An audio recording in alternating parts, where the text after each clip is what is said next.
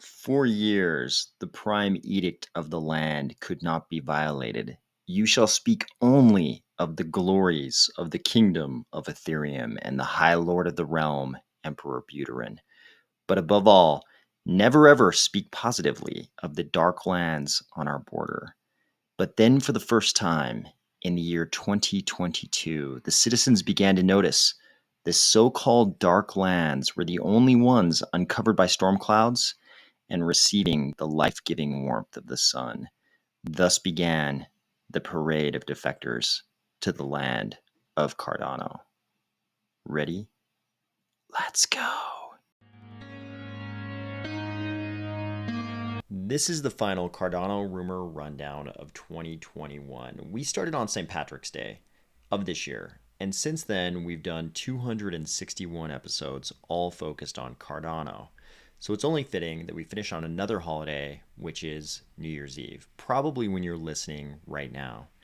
And because it's New Year's Eve, I think the only thing we can talk about is what's coming, or what might be coming, or what we think might be coming for Cardano in 2022.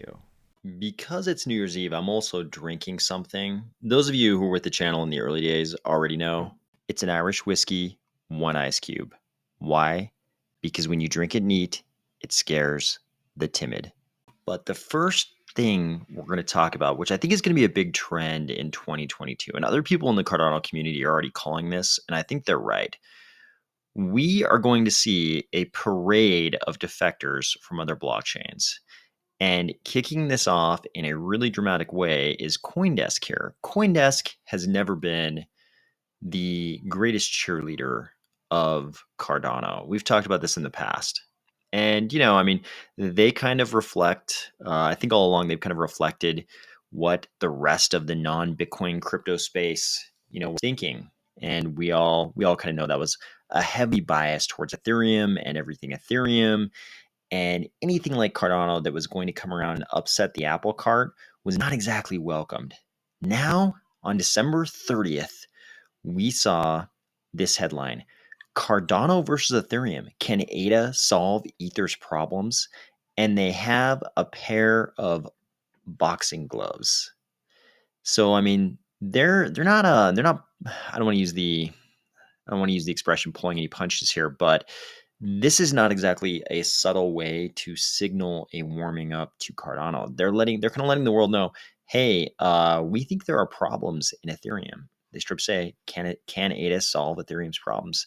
And they know that the demand is there to solve Ethereum's problems, and they're straight up speculating it might be Cardano that solves them. I think all of us on the Cardano side, we all think likewise. It's just shocking to see kind of a mainstream crypto publication like CoinDesk come right out and say what we've been saying for years. So why is this happening now? Why didn't this happen back at the Alonzo hard fork or earlier? It's not happening because the calendar year is rolling over.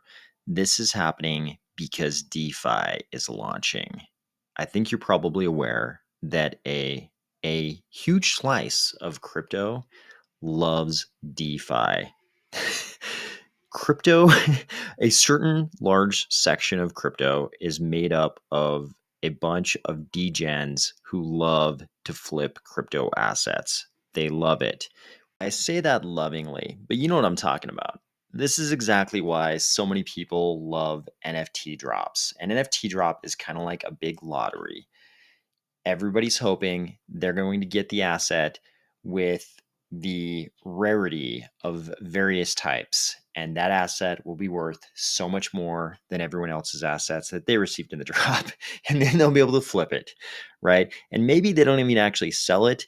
They just sit there knowing the asset they got is worth so much more than they paid for it, and that does what they're looking for.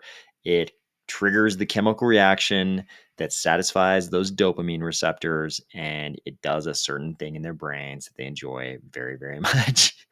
This is a part of crypto.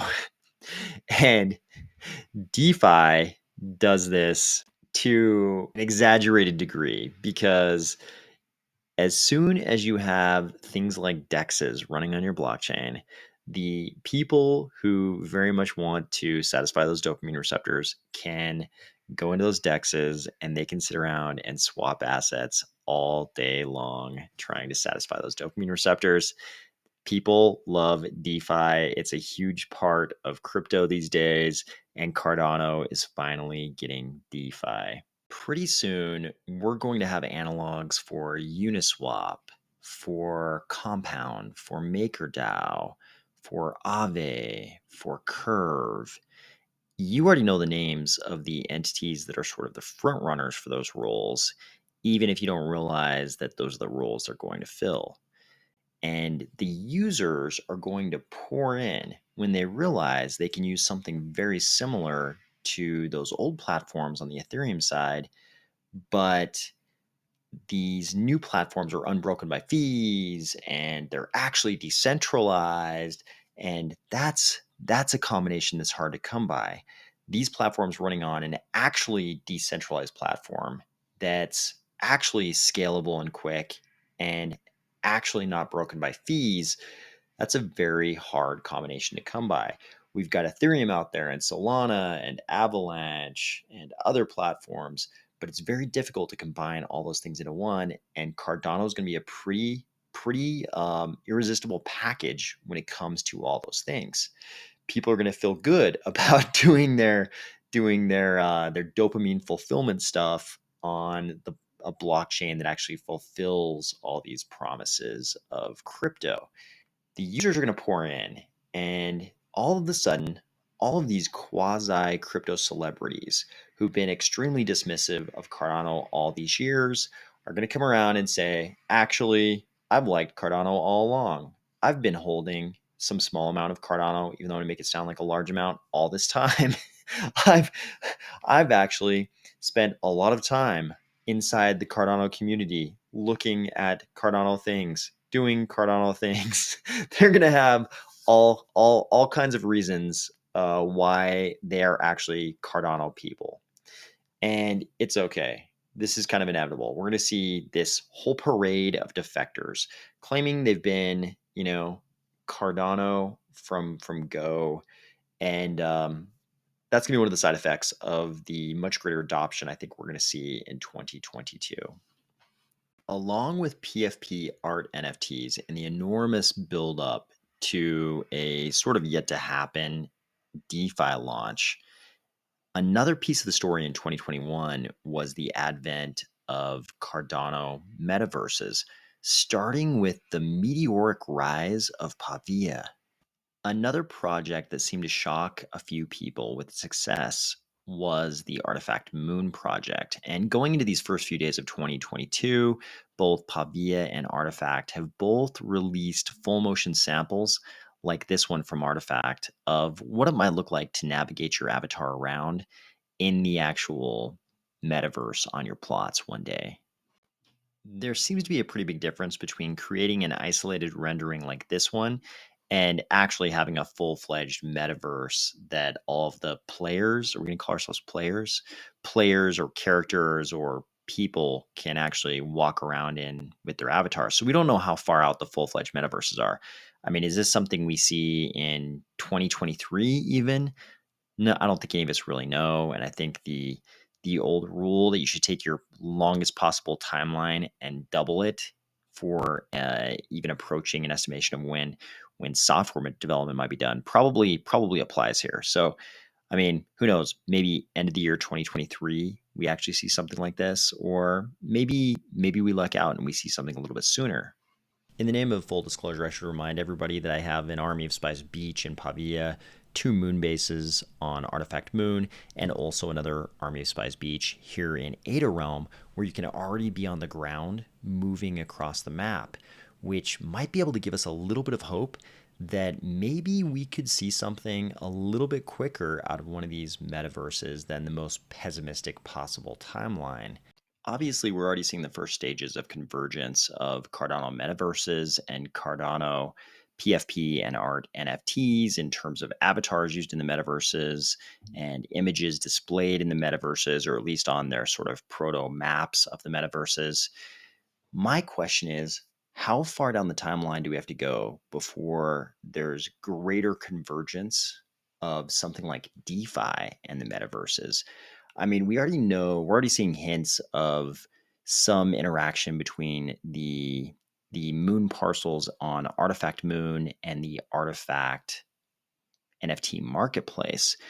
How much further a stretch is it that we could see DeFi in these metaverses? What if you could walk to the Sunday Swap building in Pavia and complete some swaps that way? What if we got to a point where you could do that, or you could just go to a building where there were other people who wanted to swap assets and you could do it directly? I mean, it sounds like maybe that would be more of a hassle than just using a website like we currently do. But I mean, do we really think that these things are going to stay 2D forever? When you go to that website and you go to swap assets, it's a pretty 2D experience. Do we think it'll really remain that way? Or will it become, will even trading assets like that with some DEX or an NFT marketplace, will even that become more of an immersive kind of 3D experience? So I think eventually it does become more immersive and more 3D. How far down the timeline that is, I don't know. Probably not 2022. Of course, there are going to be a ton more bigger and more general themes we're going to encounter in 2022. The onslaught of Cardano noobs coming from other blockchains, projects migrating over and competing with our own homegrown organic projects, and whether or not that's good or bad, whether or not that's good or bad for Plutus, whether or not that's good or bad for our homegrown projects. We'll see things like greater network optimization, the rise of Hydra, Catalyst just getting bigger and bigger, probably more Cardano partnerships in the developing world. But if you want more details on those things, I'll just refer you to the Cardano 360 that went down today. That was sort of like a year-end wrap up. Because hey, it's New Year's Eve. You've probably got your own whiskey you've got to go drink. I hope you have a great night. I'm not going anywhere. I'll see you next year.